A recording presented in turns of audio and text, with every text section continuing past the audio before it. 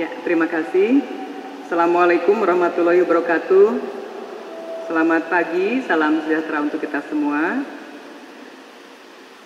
Bapak dan Ibu yang saya hormati, saya mendapatkan tugas untuk menyampaikan paparan mengenai peran pemerintah provinsi sebagai simpul hub dan rencana aksi ini kami masukkan rencana aksi tahun 2024. Di awal tahun ini kami sudah dikunjungi oleh Kemendagri ya untuk melakukan evaluasi, dan catatannya memang titip tren aksinya dari kabupaten kota yang belum mengirimkan gitu ya, atau belum membuat. Kemudian saking pentingnya nih, saking pentingnya SP4N Lapor ini, pada saat kami melaksanakan forum perangkat daerah juga dengan kabupaten kota untuk perencanaan 2025, salah satu materinya SP4N Lapor juga, ya, narasumbernya dari Kemendagri. Sama, kami juga ingin menyampaikan mengenai tadi rencana aksi yang masih banyak yang belum membuatnya ya. Kemudian kami juga sudah bertemu dengan atau dikunjungi ya oleh Ombudsman Perwakilan Jawa Barat, dan kami bersepakat gitu ya untuk melakukan kerja bersama, terutama diseminasi, karena tadi si lapor ini mungkin lebih populer lapor Pak gitu ya daripada lapor ini. sehingga perlu kami diseminasi di berbagai event gitu ya, Pemprov Jabar. Kebetulan sekarang lagi ada apa? Ini ada Bu Vicky nih komandannya, ada pasar murah ya.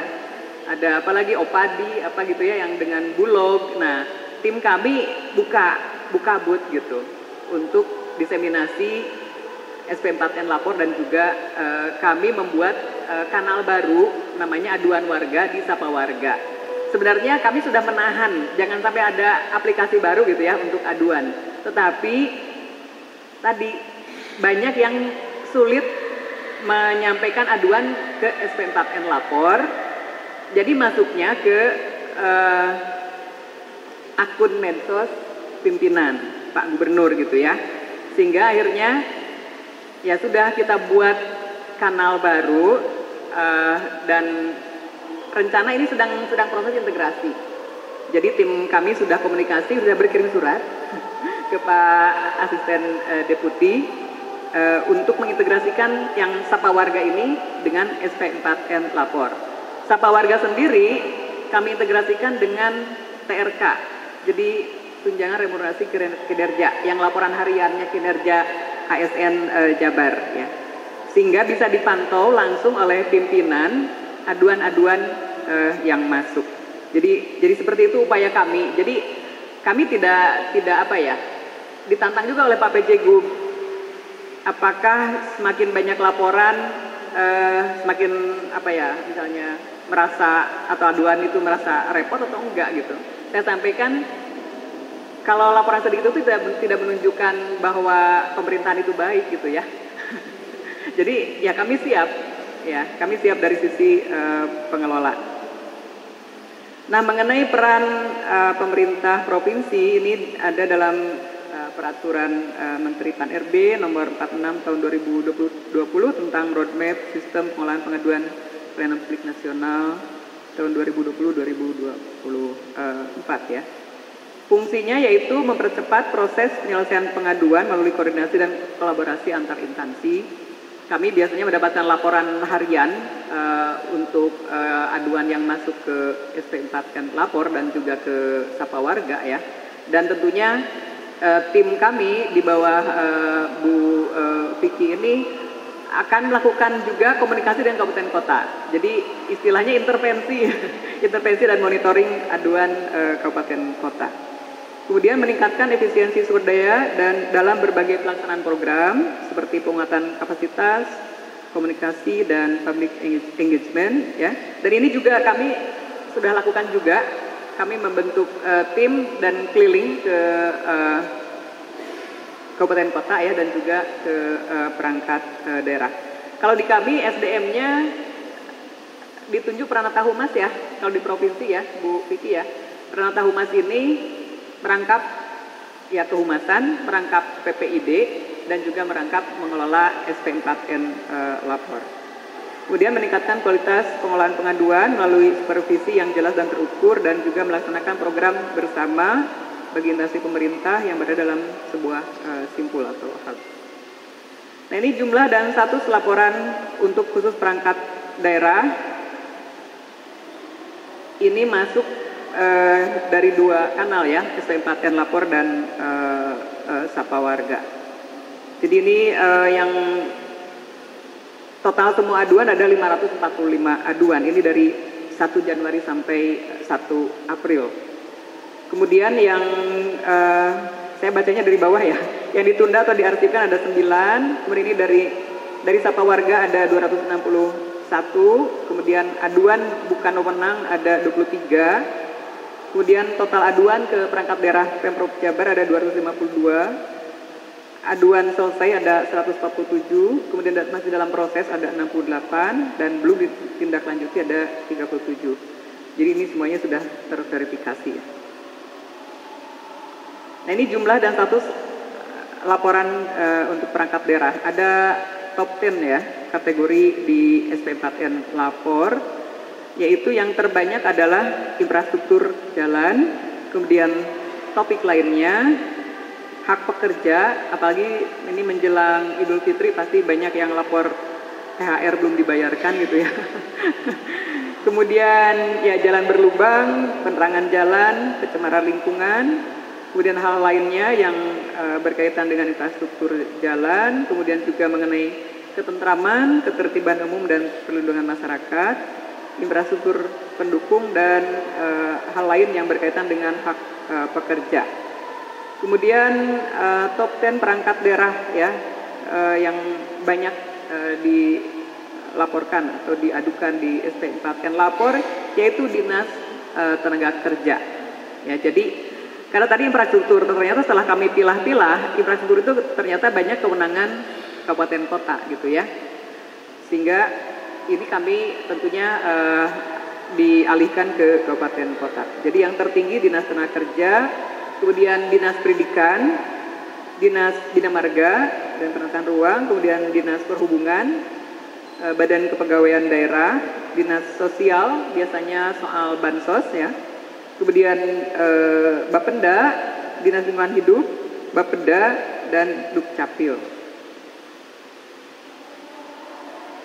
Berikutnya adalah jumlah dan status laporan aduan ya provinsi dan juga kabupaten kota. Saya kira ini kami tampilkan dari tahun 2022, datanya mungkin sama ya Pak ya, karena ini kami juga ngambil dari lapor.go.id ya. Tadi sudah disampaikan bahwa di atas 90%, jadi provinsi dan kabupaten kota sudah bagus, tapi yang ditunggu sekarang adalah rencana aksinya ya. Jadi saya tidak perlu rinci ya. Nah, kemudian dari sisi aturan untuk Pemprov, ini sudah ada Peraturan Gubernur Jawa Barat nomor 8 tahun 2017 tentang peraturan pelaksana pengaduan pelayanan publik di lingkungan pemerintah Provinsi Jawa Barat. Kemudian ada Kepgubnya juga untuk tim pengelola pengaduan pelayanan publik pemerintah Provinsi Jawa Barat ya. Jadi dari sisi kelembagaan ini sudah jelas dengan pengelola di Dinas Komunikasi dan Informatika. Sebelumnya memang ada di Biro Administrasi Pimpinan ya, mungkin Pak Rosikin dulu komunikasinya dengan Biro Administrasi Pimpinan, tapi sejak Humas ini dipindahkan jadi bidang IKP di Dinas Kominfo, maka pengelolaan SP4N lapor ada di Dinas Kominfo. Nah, di kabupaten kota sendiri ini yang sudah ada kelembagaan dan kepemilikan SK-nya ya, jadi dari sisi aturan ada kabupaten ya 18 dan ya berarti semuanya sudah ada ya, dan kota ini 9, di seluruhnya sudah memiliki aturan dan kelembagaannya. Kemudian ini kendala dan kami sampaikan juga rekomendasi ya. Jadi dari sisi pengelola sumber daya manusia, Ini sering terjadi rotasi, mutasi, dan rangkap jabatan admin SP4N lapor ya. Kemudian dari sisi aplikasi SP4N lapornya juga, ini servernya sering down juga. Kemudian ya error beberapa fitur dan menu khususnya itu tracking ID ya. Kemudian juga keterbatasan fitur monitoring khususnya untuk kabupaten kota hingga helpdesk yang sering offline ya. Kemudian juga data ini sering terjadi tidak sinkron data aduannya. Berikutnya dari verifikasi dan substansi aduan ini kesalahan disposisi dan saling lempar aduan. Dan dari sisi akses masyarakat ini lebih sering mengadu di media sosial tadi. Dan kanal aduan instansi terkait yang lebih cepat meresponnya. Rekomendasi kami tentunya ini perlu penyusunan rencana aksi tentunya kepada yang belum, dan tentunya SK tim disertai pelatihan dan pembinaan rutin kepada admin pengelola lapor ya, hingga jabatan khusus pengelola aduan. Ini sedang diproses ya jabatan fungsionalnya, jadi mungkin nanti tidak dirangkap oleh Pranata Humas barangkali. Kemudian perbaikan dan optimalisasi sistem SP4N lapor, sinkronisasi dan integrasi aduan. Ini mohon maaf nih perlu saya sampaikan juga kepada Pak Iman ya. Jadi respon dari tim Bapak ini kurang cepat juga untuk permohonan kami integrasi SP4N lapor dengan Sapa Warga. Kami sudah bersurat di awal Maret, ya baru hari ini katanya akan diberikan akses API-nya gitu ya. Nah, bagi saya agak ini juga karena Jawa Barat itu Pemprov khususnya integrasi dengan aplikasi-aplikasi pusat itu udah ada 14 lebih ya, bahkan dengan Kementerian Keuangan ya, dengan Dirjen Pajak, dengan Kementerian Kelautan, itu mudah saja gitu Pak. Ini persoalan teknis menurut saya mudah saja. Nah, saya nggak tahu ini di mana kendala di Kemenpan RB ya.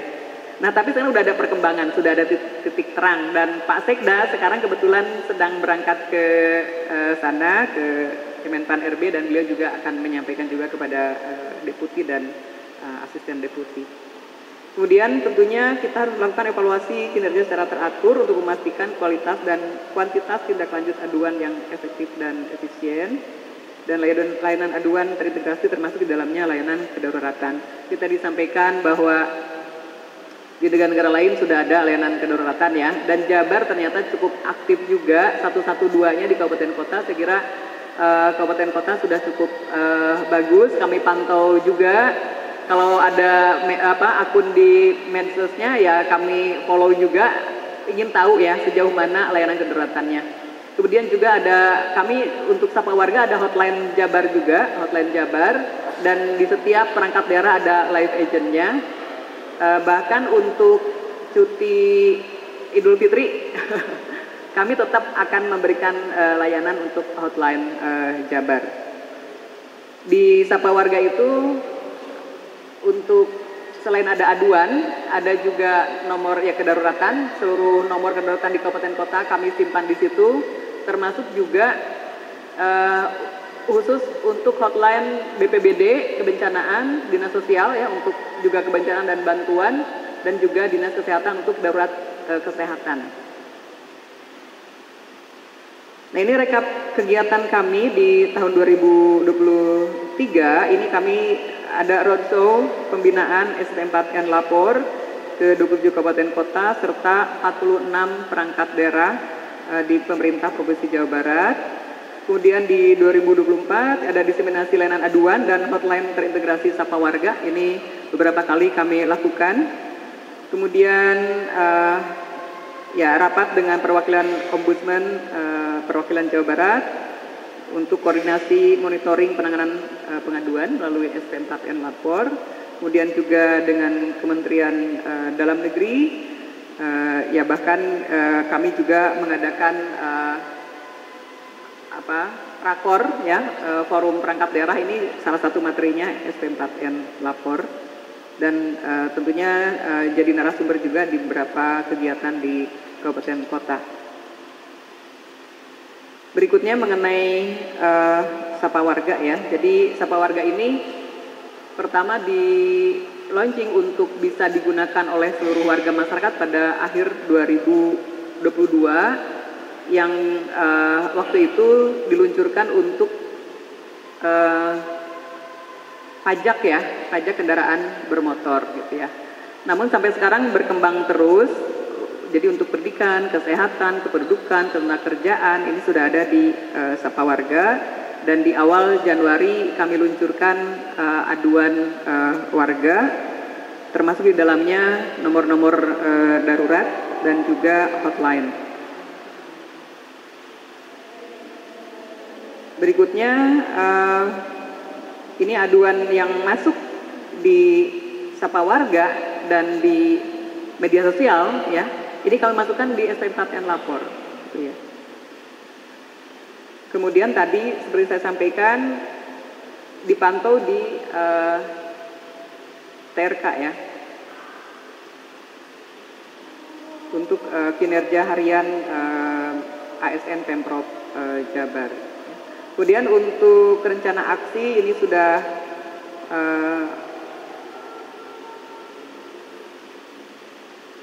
kami buat. Nah, sedangkan untuk peraturan gubernur pengolahan sistem layanan pengaduan elektronik ini kami sudah buat draftnya. Nah karena beliau ini PJ gubernur, ternyata nggak bisa begitu saja membuat pergub. Jadi harus dikonsultasikan ke Kemendagri dan sampai sekarang belum turun juga. Ya, jadi sudah lama sekali ya. Sedangkan untuk keputusan gubernur untuk tim pengolahan sistem layanan pengaduan elektronik ini sudah, kalau Kepkub ini sudah bisa, sedangkan kalau peraturan gubernur harus melalui Kemendagri ya. Ini saya kira untuk data tadi sudah saya tampilkan. Kemudian rencana pendampingan dan MONEF di 2024 ini sudah disusun. Rencana apa jadwalnya ya selama 2024. Yang pertama adalah diseminasi layanan aduan terintegrasi ya, ST4N Lapor dan Sapa Warga. Kemudian rapat koordinasi dan pembinaan perangkat daerah dan dengan kabupaten kota. Kami juga akan ada lagi mengundang lagi ibu dan bapak ya, yang bersama-sama dengan ombudsman. Kemudian juga ada awardingnya ya, ada penghargaan nanti. Jadi supaya semangat nih, ada penghargaan dari gubernur.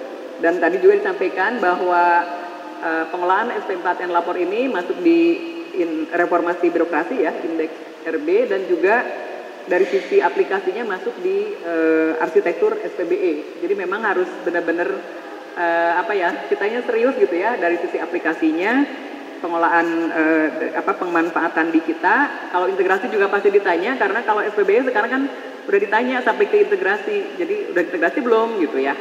Padahal macetnya bukan di kami ya.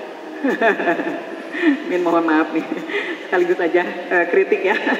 Saya kira itu yang dapat saya sampaikan. Terima kasih. Wassalamualaikum warahmatullahi wabarakatuh.